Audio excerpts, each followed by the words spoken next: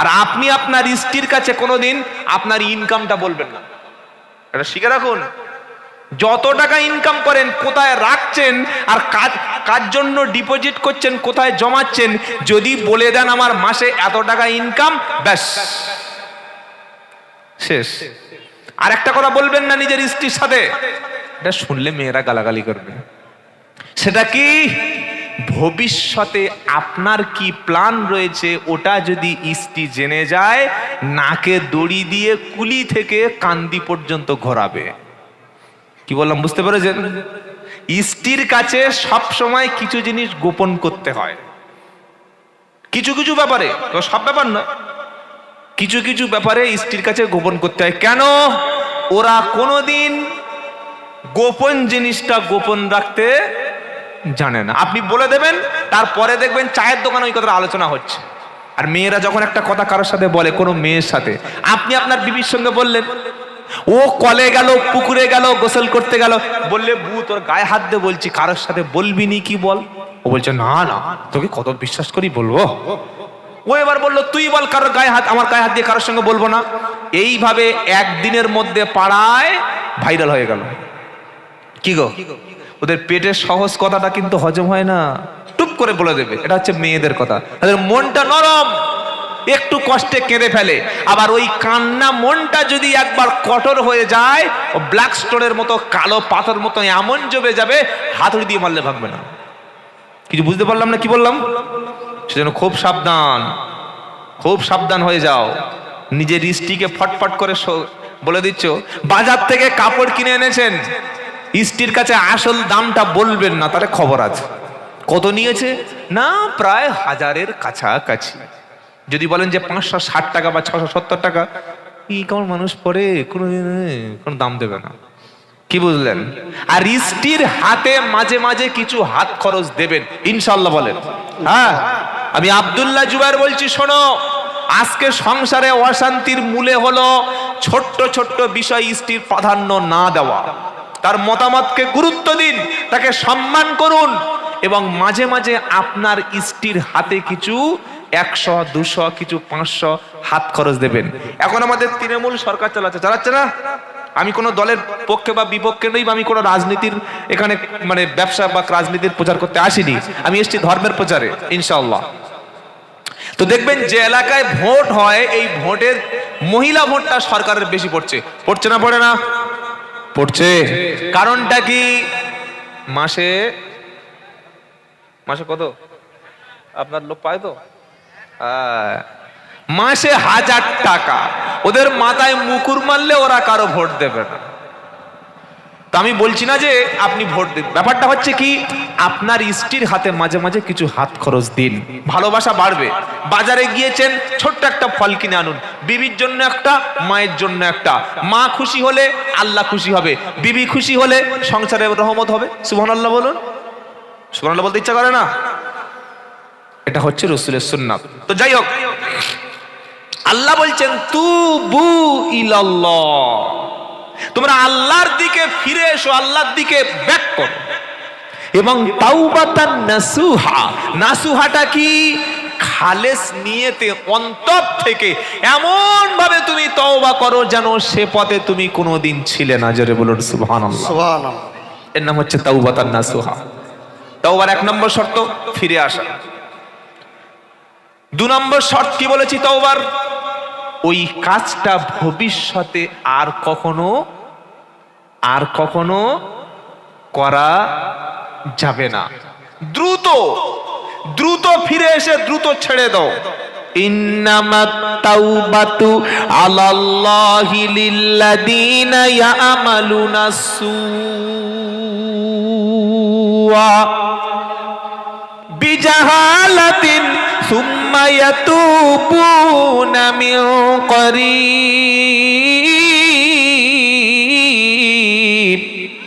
ফাউলাইকা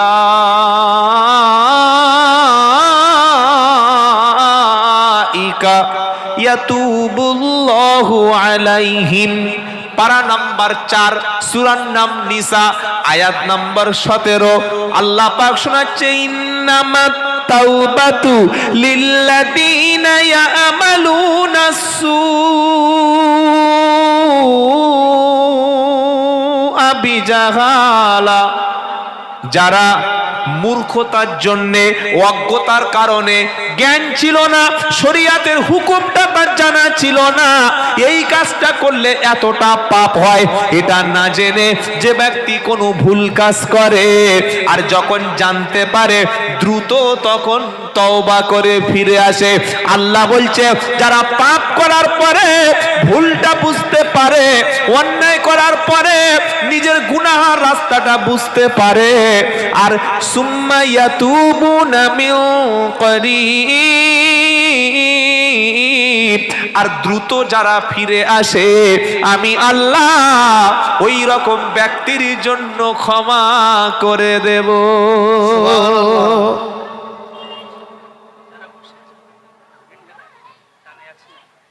যারা দাঁড়িয়ে আছেন কোমরের কষ্ট দিচ্ছেন, যদি বসতে পারেন তো একটু বসুন, আর যদি বলেন না তাহলে দাঁড়িয়ে থাকুন, ওটা আপনাদের চয়েস।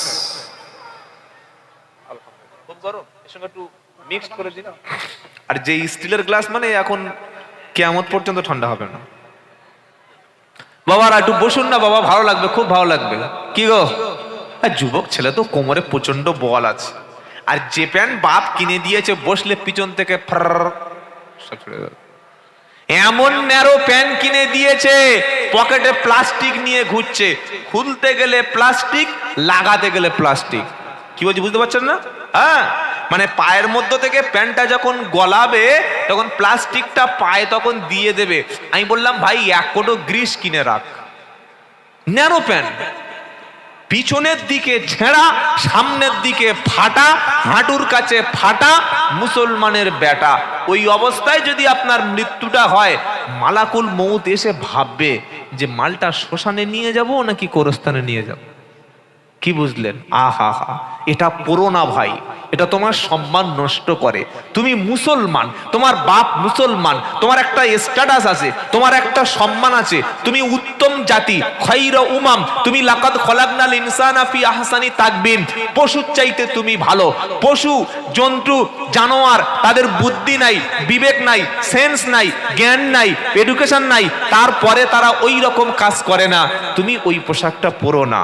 আপনার মেয়েকে যখন পোশাক কিনে দেবেন, যেটা অ্যাড দিচ্ছে টিভিতে, যেটা সোশ্যাল মিডিয়ায় অ্যাড দিচ্ছে, যেটা হিরো হিরোইনরা পড়ছে, বাপ গিয়ে ওই চুড়িদারটা, ওই জামাটা কিনে দিচ্ছে না। ভাই আপনি মুসলমান, মরণের পরে আল্লাহর কাছে হিসাব দিতে হবে। আপনি ছেলের জন্য, মেয়ের জন্য এমন যদি কোনো পোশাক চয়েস করেন যেটা খ্রিস্টানদের রীতিনীতি, যেটা পরলে আপনার মেয়ের মাথার চুল বার হয়ে যায়, যেটা পরলে আপনার মেয়ের হাত, আপনার মেয়ের পেট, আপনার মেয়ের পিঠ, আপনার মেয়ের শরীরের উলঙ্গ অবস্থাটা কোনো পুরুষ দেখে দূর থেকে ধারণা করে যে মাল একটা যাচ্ছে, বলে না, বলে না? অনেক ছেলেরা মেয়েদেরকে মাল বলে, আস্তাগফিরুল্লাহিল আযীম। ভাই আপনার বোনটার যদি কেউ মাল বলে কেমন লাগবে? আপনার জন্ম দেওয়ার মেয়েটা যদি কেউ মাল বলে কেমন লাগবে? এসব শব্দ বলতে নাই, বলবেন না। আপনি মুসলমান, আপনার ছেলে আপনার মেয়ের জন্য সবচাইতে উত্তম পোশাকটা পরতে দিন, যে পোশাকটা পরলে শালীনতা বজায় থাকে, যে পোশাকটা পরলে মানুষ বলে চেনা যায়। হাজী সাহেবের মেয়ে এমন ড্রেস পরে পয়লা জানুয়ারিতে নাচছে, যে ছেলে কটা দেখেছে সব কটা রাত্রে গোসল করতে হয়। কি বললাম বুঝতে পারলেন না? এমন চেহারা, ছি ছি ছি ছি ছি, আস্তাগফিরুল্লাহিল আযীম। আমি জানি না আমার এই পাপটা আপনার এলাকায় শুরু হয়েছে কিনা। আমাদের 24 পরগনা, আমি আব্দুল্লাহ জুবাইর, আমার বাড়ি বারাইপুর থানায়। ওখানে মুসলমানরা মোটামুটি খেটে খুটে ইনকাম করে, সংসার চালায়। তবে আপনাদের মতো এত পয়সাওয়ালা নয়, কিন্তু তাদের বাড়ির মেয়েদেরকে তারা পরপুরুষের সামনে বসিয়ে মজা নেয়। ওই কাজটার নাম হচ্ছে বন্ধন, লোন, মহিলা সমিতি। মেয়েদের একটা ছবি, ব্যাংকের অ্যাকাউন্ট, জমা দিতে হয় অফিসারের কাছে। এক সময় 30 বা 35 হাজার টাকা দেয়, 30টা 35টা কিস্তিতে 5 থেকে 7% ইন্টারেস্টে টাকাটা আস্তে আস্তে করে ফিরিয়ে দিতে হয়। ওটার নাম বন্ধন, ওটার নাম লোন, ওটার নাম মহিলা সমিতি। বিবিকে যেতে হবে, মেয়েদেরকে পাঠাতে হবে, স্বামী গেলে নো চান্স। এই কাজটা আপনার এলাকায় হয়?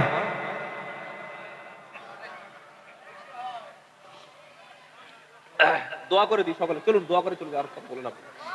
কি গো, এর কাজটা হয় নাকি? আল্লাহ, আপনারা করতে দেন। আপনার বিবি একজন পরপুরুষের কাছে বসবে, আপনার বিবি, আপনার গায়রাতটা কি লাগে না? আপনার লজ্জা হওয়া উচিত যে আমার স্ত্রী একজন পুরুষের সঙ্গে এনজয় করবে, কথা বলবে, হাসবে, স্যার বলবে, আর ওদের মধ্যে যে হেড, যে সুন্দরী দেখতে, যার চেহারাটা একদম ফার্স্ট ক্লাস, ওকে বানিয়ে দেওয়া হবে গ্রুপের হেড অফ দা ডিপার্টমেন্ট, ওই হচ্ছে ম্যাডাম। আর ম্যাডাম সবার খাতা কলম ঠিক করে, আর যখন দূর থেকে আসে ওই যিনি প্যান্ট শার্ট পরে খাতা কলম সব হিসাব করতে আসে, ওটার নাম কি? যে আসে হিসাব করতে, ওটার নাম কি? টাকা দিতে আসে, কথা বলে না। আমরা কি বলি? স্যার। কি বলি? যদি বলো স্যার, ওটা ষাঁড়। ওটার নাম কি? ষাঁড়। ওই একটা ষাঁড় এসে 15টা মেয়ের গাড্ডায়, 15টা মেয়ের মজলিসে, ওই আড্ডায় ঢুকে পড়েছে। আপনি পুরুষ, আপনি হালাল উপার্জন করে বিবির মুখে তুলে দেবেন, আপনার স্ত্রীর মুখ পৃথিবীর কোনো পুরুষ দেখবে না, এটাই হচ্ছে পুরুষত্ব। আপনি ইনকাম করে 200 টাকা এনে ডাল ভাত খাবেন, মাংস ভাতের দরকার নাই, সবজি ভাত খাবেন, আলু ভর্তা দিয়ে খাবেন, পটল দিয়ে খাবেন, উচ্ছে দিয়ে খাবেন, টমেটো দিয়ে খাবেন, এটা আপনার পুরুষত্ব। আর মোটা টাকা ইনকাম করে বিবি সুদের টাকা এনে পরপুরুষের কাছে নিজের মনটা, নিজের হাসিটা বিক্রি করে যেটা এনে আপনার সংসারে দিচ্ছে, আপনি আর পুরুষ নন, আপনি হিজড়া। এখন কি হবেন সেটা আপনারা দেখুন। আপনাদের এলাকায় পাপ নাই, ওটা আমাদের 24 পরগনা আছে, তাই বললাম যাতে ওই ভাইরাসটা এখানে না ঢোকে। কি শুনছেন আপনারা? কি বললাম বুঝতে পারলে না? আল্লাহ বলছেন আর রিজালু কাওয়ামুনা আলান নিসা বিমা ফাদ্দালাল্লাহ।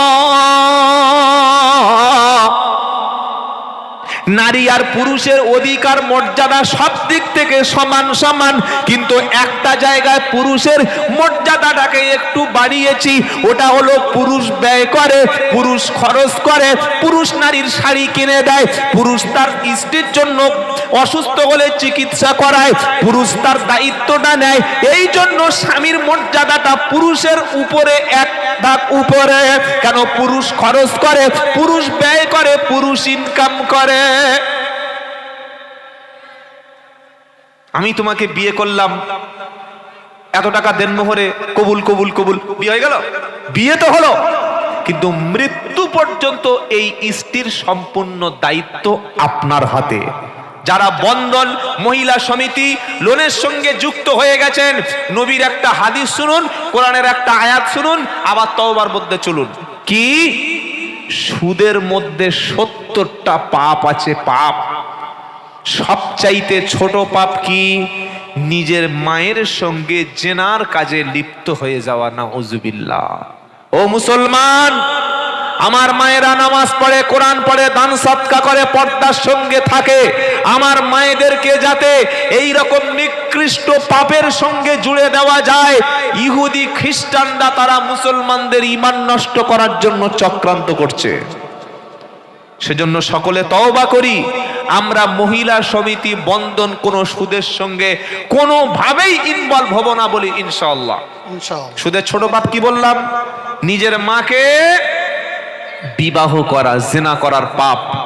আর বড় পাপ পারা নাম্বার 3, পৃষ্ঠা নাম্বার 6, লাইন নাম্বার 9, আয়াত নাম্বার 287, কোরআন শোনাচ্ছে আয়াত নাম্বার 278। আল্লাহ পাক শোনাচ্ছে, ইয়া আইয়ুহাল্লাযীনা আমানুত্তাকুল্লাহ ওয়া দারু মা বাকিয়া মিনার রিবা ইন কুনতুম মুমিনিন ফাইন লাম তাফআলু ফাআদানু বিহারবিম মিনাল্লাহি ওয়া রাসূলিহি। ও বিশ্বাসী ঈমানওয়ালা, আল্লাহকে ভয় করো, সুদের কারবার ত্যাগ করো। এগুলো বানাচ্ছি নাকি কোরআন? কি গো বলছেন না কেন? কোরআন, ইয়া আইয়ুহাল্লাযীনা আমানু তাকুল্লাহ ওয়া দারু মা বাকিয়া মিনার রিবা। ও বিশ্বাসী ঈমানদারেরা, সুদের কারবার ত্যাগ করো, আল্লাহকে ভয় করো। যদি তুমি বলো আমি ঈমানদার, আর ফাইল্লাম তাফআলু ফাআদানু বিহারবিম মিনাল্লাহি ওয়া রাসূলিহি। আর তুমি যদি বলো সুদের কারবার ছাড়বো না, সুদের মাল আমি ত্যাগ করব না, হালাল হোক আর হারাম হোক টাকার দরকার, ও কোন টাকা দেখার দরকার নাই, কোন পয়সা দেখার দরকার নাই, ধনী হওয়া দরকার। কোরআন বলছে ফাইল্লাম তাফআলু ফাআদানু বিহারবিম মিনাল্লাহি ওয়া রাসূলিহি। তুমি যদি সুদ ত্যাগ না করো, আল্লাহ এবং রাসূলের বিরুদ্ধে যুদ্ধ করার জন্য তুমি তৈরি হও। সুদের ছোট পাপ মায়ের সঙ্গে জেনা, সুদের বড় পাপ আল্লাহ এবং রাসূলের বিরুদ্ধে ডাইরেক্ট যুদ্ধে নেমে যাওয়া। বলুন তো কোন মুসলমান কখনো আল্লাহ তার রাসূলের বিরুদ্ধে যুদ্ধ করার কথা উচ্চারণ করতে পারে? পারে না। সেজন্য আমার যুবক ভাইরা এসেছেন, যারা ঈমানদারেরা যারা এসেছেন, আমার মায়েরা যারা এসেছেন, সুদের সঙ্গে কোনো রকমের সম্পর্ক রাখবো না। বলি ইনশাআল্লাহ, বলি ইনশাআল্লাহ। যারা বন্ধন মহিলা সমিতিতে মায়েদের পাঠিয়েছেন, আমার ওই পরেশগার মা, আমার ওই নামাজি মা, তার ঈমানটাকে ধ্বংস করার জন্য সুদের কারবারে এই সমাজ নামিয়ে দিয়েছে। আমি আব্দুল্লাহ জুবায়ের আপনাদের ছোট ভাই, মায়েরা আপনাদের সন্তান, হাত ধরে বলে যাচ্ছি, এই মারাত্মক ঈমান ধ্বংস হয়ে যাওয়ার মতো, জান্নাত হারাম হয়ে যাওয়ার মতো সুদের হাত থেকে আমরা সকলে বেঁচে থাকবো। বলি ইনশাআল্লাহ। তাহলে তওবার 3 শর্ত: 1, রাস্তা বন্ধ করে দেওয়া পাপের রাস্তা; 2, ভবিষ্যতে ওই কাজটা না করা; আর 3 নম্বর, পাপের জন্য আল্লাহর কাছে চোখের পানি ফেলা, অনুতপ্ত হওয়া। কি গো? ওয়াল্লাযীনা ইযা ফাআলু ফাহিশাতান আও যালামু আনফুসাহুম যাকারুল্লাহ ফাস্তাগফারু লিযুনুবিহিম ওয়া মান ইয়াগফিরুদ যুনুবা ইল্লাল্লাহ ওয়া লাম ইউসিররু আলা মা ফাআলু ওয়া হুম ইয়ালামুন। 3 নম্বর, 4 নম্বর পারা, 6 নম্বর পৃষ্ঠা, 3 নম্বর লাইনের 135 নম্বর আয়াত, সূরা আল ইমরান। ওয়াল্লাযীনা ইযা ফাআলু ফাহিশা, যারা কোনো অশ্লীল, বাজে, খারাপ কাজ করে, আও যালামু আনফুসাহুম, নিজের নফসের উপরে জুলুম করে, কোন মন্দ কাজ করে, গুনার কাজ করে, আর যাকারুল্লাহ, আল্লাহর স্মরণ করে, পাপ হয়ে গেছে, কি করব আল্লাহ? ফাস্তাগফারু লিযুনুবিহিম, নিজের গুনার জন্য আল্লাহর কাছে ক্ষমা প্রার্থনা করে। মদ খেয়ে ফেলেছি শয়তানের ধোঁকায়, আজ জীবনে খাবো না, আল্লাহ ক্ষমা করে দাও। সুদ খেয়েছিলাম শয়তানের ধোঁকায়, আল্লাহ তুমি মাফ করে দাও। মদ খেয়েছিলাম, আল্লাহ মাফ করে দাও। নারীর ফাঁদে পড়ে গিয়ে জেনার মতো নিকৃষ্ট কাজ করেছি, মাফ করে দাও আল্লাহ। বয়সটা প্রায় 50 হয়ে গেল, আজও নামাজটা পড়তে পারি না, আগামীতে নামাজি হব, মাফ করে দাও আল্লাহ। 55 বছর বয়স হয়ে গেছে, আমি মহিলা, আজও পর্যন্ত ফরজ পর্দা করি না, আজও পর্যন্ত স্বামীর খেদমতে আমি অবহেলা করি, আজও পর্যন্ত আমার দ্বারাই অনেক পাপের কাজ হয়ে যায়। রাত্রেবেলা শুয়ে শুয়ে আল্লাহর কাছে কাঁদবে, ফাস্তাগফারু লিযুনুবিহিম, নিজের গুনার জন্য চোখের পানি ফেলবে, নিজের গুনার জন্য আল্লাহর কাছে ক্ষমা প্রার্থনা করবে। আমার আল্লাহ বলছে, ওয়া মান ইয়াগফিরুদ যুনুবা ইল্লাল্লাহ, আমি আল্লাহ ছাড়া কে আর গুনাহ ক্ষমা করতে পারে বলো? তুমি যদি নিজের ভুলটা বুঝতে পেরে যদি আল্লাহর কাছে ফিরে আসো, আমি আল্লাহ তোমার গুনাহগুলি মাফ করে দেব। সুবহানাল্লাহ। জোরে হবে না সুবহানাল্লাহ? তবে গুনাহ করেছো তুমি, কাঁদতে হবে মৌলভী সাহেবের, তাই তো? আরে বলছেন না কেন? সুদখোরের বাড়িতে মিলাদ, সুদখোরের বাড়িতে কোরআন খতম, পাকা বেনামাজি তার বাড়িতে বড় হুজুর এনে মিলাদ পড়াচ্ছে, কাজ হবে? আরে বলছেন না কেন? গুনাহ করেছে যে, অপরাধ করেছে যে, আল্লাহর কাছে মাপ তাকে চাইতে হবে। বুঝতে পারলেন না? পারলেন না? কি গো, যে ভুল করেছে, যে গুনাহ করেছে, যে অন্যায় করেছে, তাকে কাঁদতে হবে। কার কাছে? জোরে বলুন। আল্লাহর কাছে। এটা আমার কথা না, আল্লাহর বাণী। কার বাণী? কুল ইয়া ইবাদি আল্লাযীনা আসরাফু আলা আনফুসিহিম লা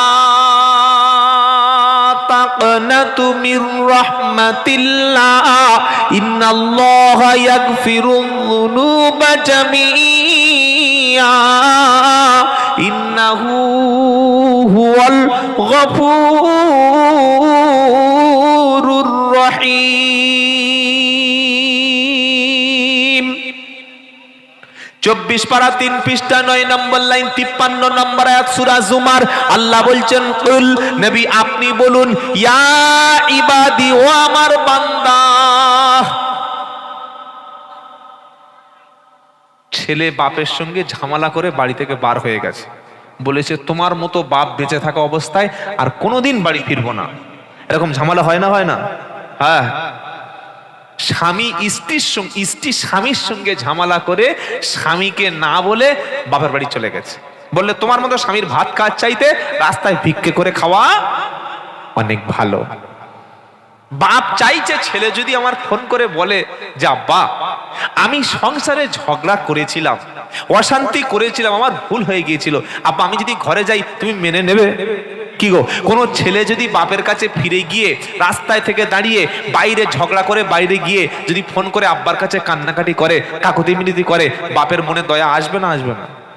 হ্যাঁ। ভুল করে, আপনাদের কোন থানা? খড়গ্রাম। জি, খড়গ্রাম থানা। এমন অপরাধ করেছে, খড়গ্রাম থানা থেকে ওয়ারেন্ট জারি হয়ে গেছে যে ওকে গ্রেফতার করতেই হবে, আদালতে পেশ করতে হবে। থানার অফিসার কোনোদিন আপনাকে বলবে না যে তুই ক্ষমা চা, আমি তো জামিন করতে হবে না, এমনি ছেড়ে দেবো, বলবে? বাপ কোনোদিন তার ছেলেকে বলবে না বাবা তুই মাপ চা, তুই মাপ চা, মাপ করবো, বাপ বলবে না। বাপের মন চাইছে ছেলে মাপ চাইলে মাপ করবো, কিন্তু মুখ দিয়ে বলবে? বলবে না।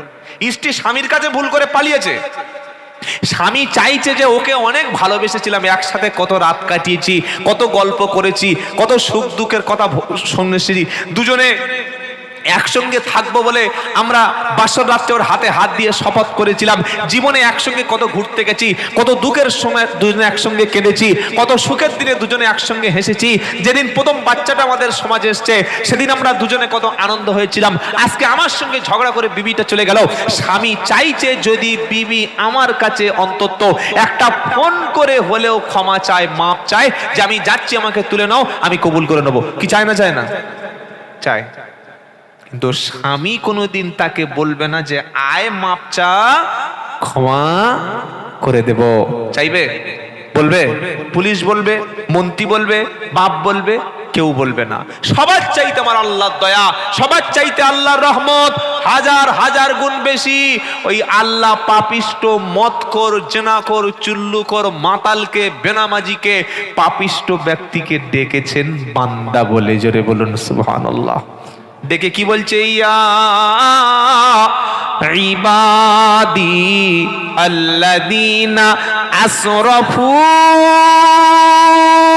আলা আনফুসিহিম লা তাকনাতু মির রাহমাতিল্লাহ। ও আমার পাপিষ্ট, পাপিষ্ট তাও বলে না, আল্লাহ বলছে বান্দা। কি গো, হ্যাঁ, আল্লাহ মদ করায়, সুদ করায়, জেনা করায়, বেনামাজি আয়, এইসব কিছু বলে নাই। আল্লাহ কি বলছেন? ইয়া ইবাদি আল্লাযীনা আসরাফু আলা আনফুসিহিম। হে পাপিষ্ট, যারা পাপ করে যারা নিজের নফসকে গুনাহ করে নষ্ট করে দিয়েছো, এখন মসজিদে যেতে ভালো লাগে না, কোরআন পড়তে ভালো লাগে না, এখন আর তোমার নামাজ ভালো লাগে না, দিন ভালো লাগে না, ইসলাম ভালো লাগে না। হে অপরাধী, অপরাধ করে জীবন নষ্ট করেছো, এত মদ খেয়েছো, ডাক্তার রিপোর্ট দিয়েছে ফুসফুস ক্যান্সার, ডাক্তার রিপোর্ট দিয়েছে মাউথ ক্যান্সার। মাতাল আছে না নাই? কি বলছেন না কেন?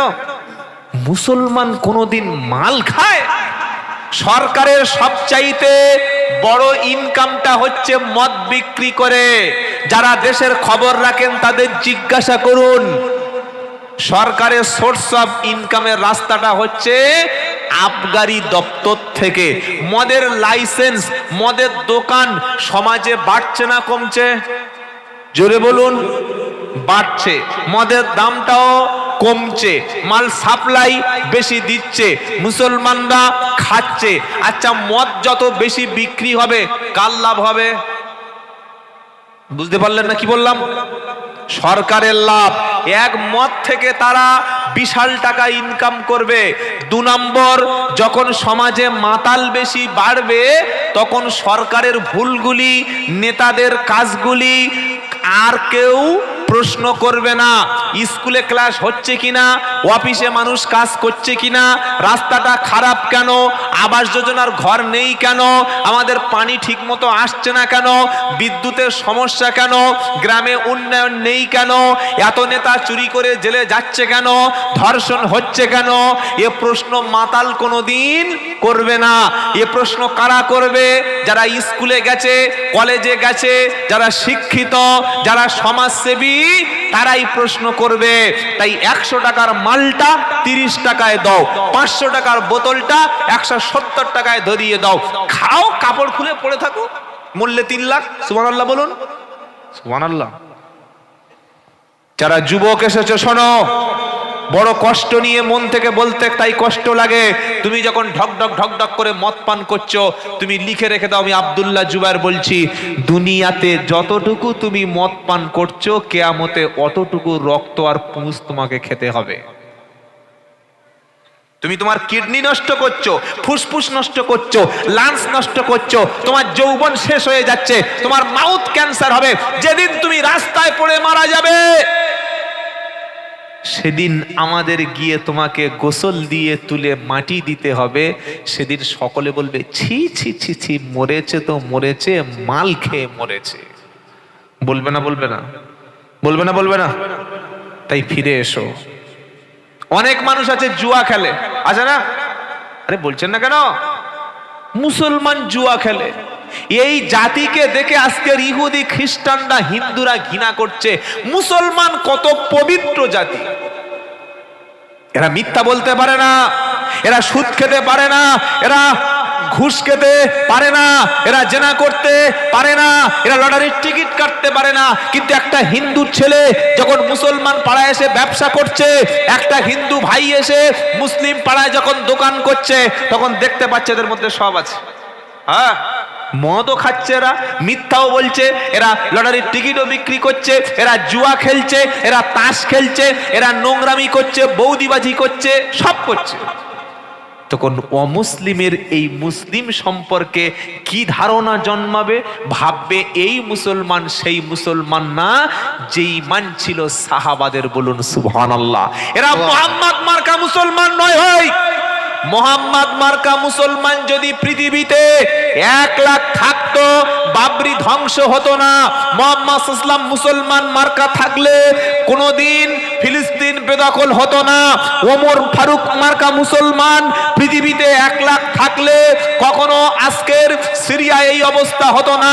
মুহাম্মদ সাল্লাল্লাহু আলাইহি সাল্লাম মার্কা মুসলমান পৃথিবীতে থাকলে জ্ঞানবাপী মসজিদের তলায় শিবের লিঙ্গ পেত না।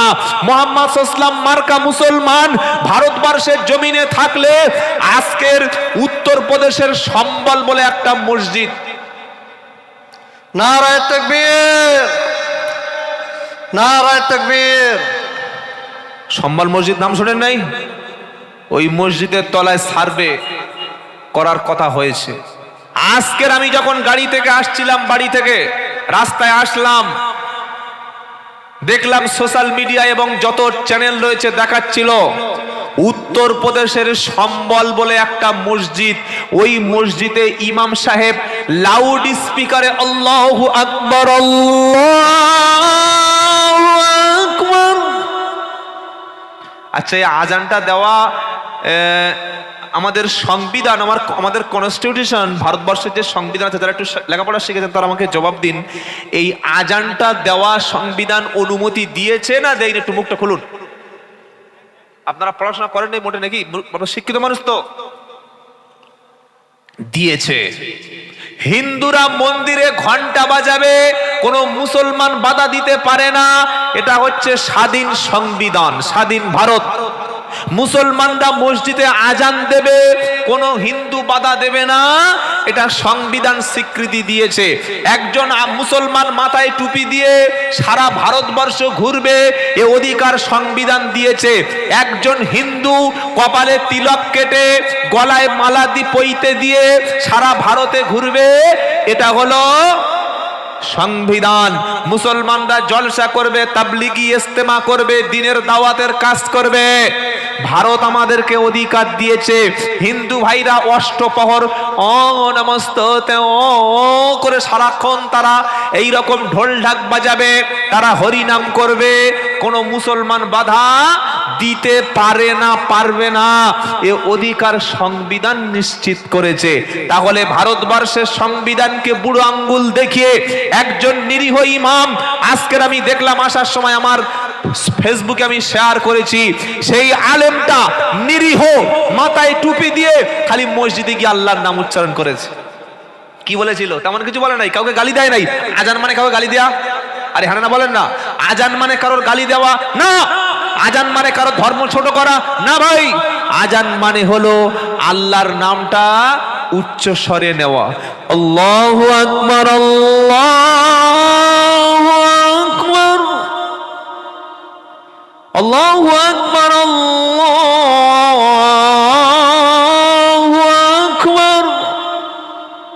আজান যখন কানে গেল, উত্তরপ্রদেশের সম্বল, সঙ্গে সঙ্গে কিছু সাম্প্রদায়িক সংবিধান বিরোধী তারা কাছাকাছি পুলিশ স্টেশন থানায় ফোন করে বলল এই সেই শুরু হয়ে গেছে।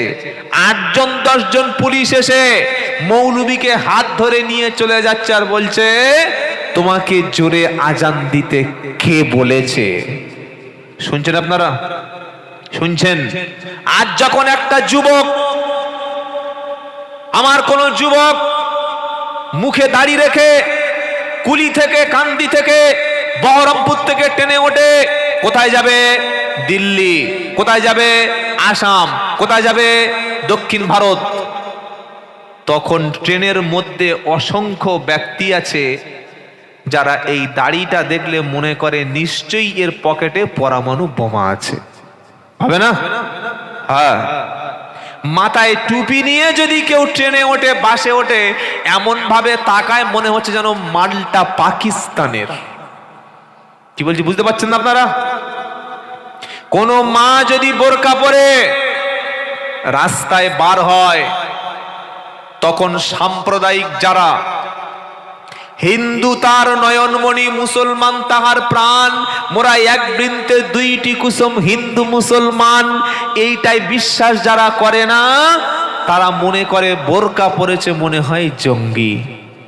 কি বলে না? বলে না? তারা বলে এবং মনে মনে ভাবতে থাকে। আর কবি কি বলেছে? বিপ্লবী বিদ্রোহী মৌলবাদী কেন জঙ্গিবাদী, বিপ্লবী বিদ্রোহী মৌলবাদী কেন জঙ্গিবাদী। সত্যের পক্ষে কথা বলি তাই আমি বিপ্লবী, কোরআনের পক্ষে গজল বলি তাই আমি বিদ্রোহী, জিহাদের পক্ষে গান লিখি তাই আমি উগ্রবাদী, বিপ্লবী বিদ্রোহী মৌলবাদী কেন জঙ্গিবাদী। আচ্ছা, এগুলো যে আমাদের বলছে, এরা দেশদ্রোহী, এরা পাকিস্তানি, এরা বাংলাদেশি, সারা বিহার থেকে এসছে, কলকাতায় ব্যবসা করে খাচ্ছে, তারা কলকাতার বাঙালি ভাষার লোকদের বলছে তোরা হিন্দি বল। কি বলছি বুঝতে পারছেন না? বিহারিতে যেখানে বিহারিদের খাওয়া হয় না, গোবর গুড়িয়ে পায়খানা খেত, পোকা খেত, রাস্তার সাপ ব্যাং কুচে খেত, ইঁদুর খেত, ছুঁচো খেত, ওই বিহারিগুলি কলকাতায় মুসলমানদের ধরে ধরে বাঙালি ভাষা মুসলমানদের বলছে তোদেরকে হিন্দি বলতে হবে। সাহস দেখছেন কিরকম? বিহার থেকে এসছিস, কলকাতায় থাকতে দিয়েছি, থাক, ব্যবসা করছিস ব্যবসা কর, কিন্তু আমরা বাঙালি মুসলমান বাংলা ভাষা বলবো। আমরা উর্দু জানি, আমরা হিন্দি জানি, কিন্তু বলবো না, আমরা বাংলাই বলবো। এটা আমার মাদার ভাষা, এটা আমার মৃত্যু ভাষা, এটা আমার নিজের জন্মের ভাষা, এটা আমার বাপের ভাষা। কি শুনছেন আপনারা? কই কেমন আপনি পারেন বিহারে গিয়ে আর কোন একজন ব্যক্তিকে বাংলা বলতে বলুন তো, দাঁত ফেলে দেবে, ওরা বলবে না। ব্যাংকে মাঝে মাঝে একটা অশিক্ষিত মুসলমান গেছে একটা ফর্ম ফিল আপ করতে, তখন বলছে হিন্দি বলা শুরু, ব্যাংকের ম্যানেজার হিন্দি বলছে। হিন্দি বলবি কেন? তুমি বাংলা এসেছো, বাংলা বলতে হবে। এই কৃষ্ণনগরটা পার হয়ে গিয়ে একটা নতুন টোল ট্যাক্স হয়েছে, তো নতুন কটা ছেলে কাজ করছে, সব দেখি হিন্দি বলছে। বলে কেন বাংলা জানো না? বলছে আমরা বিহার থেকে এসেছি। বিহারি? বিহার থেকে এসছো, কলকাতায় চাকরি করবে আর বাংলা জানবে না? হয় এইসব বাঁদরামি ছাড়তে হবে। বাংলা ভাষী, এটা আমি কেন বলছি জানেন? আমরা হিন্দি উর্দু সব ভাষা মুসলমান জানি, বিশেষ করে আলেম ওলামারা, কিন্তু কেন বাংলা বলবো? আমাদের দেখলে এই বিহারির বাচ্চারা কলকাতায় ব্যবসা করে খেয়ে রুটি রুজি করবে, মারোয়ারির বাচ্চারা কলকাতায় ব্যবসা করে রুটি রুজি খাবে, তারা বহরমপুরে ব্যবসা করে খাবে, কুলিতে ব্যবসা করবে, কান্দিতে ব্যবসা করবে, তারা এই বড় বড় শহরে, বর্ধমান শহরে ব্যবসা করবে, মালদা টাউনে ব্যবসা করবে। আর মুসলমানরা বাংলা ভাষা বলছে, তাই বলছে এরা বাংলাদেশি। বলছে না? বলে না? বলছে না? বাংলা ভাষী, এটা আমার গর্বের ভাষা, এটা আমি এই ভাষা জন্মগ্রহণ করেছি, এই ভাষা বলতেই থাকবো। যারা হিন্দি ভাষী যদি বাংলা চাপ দেয়, আর যখন এদেরকে বলা হয় বাংলা বলো, তখন ওরা বলে যে হিন্দি হচ্ছে রাষ্ট্রীয় ভাষা। হ্যাঁ, মূর্খরা বলে, বিহারি মূর্খগুলো। আমি আব্দুল্লাহ জুবায়ের বলছি, শোনো, ভারতের রাষ্ট্রীয় কোনো ভাষা নেই, হিন্দি রাষ্ট্রীয় ভাষা না ভাই। ওই ভাষাটা বাঙালিদের উপরে চাপিয়ে দিতে চাইছে।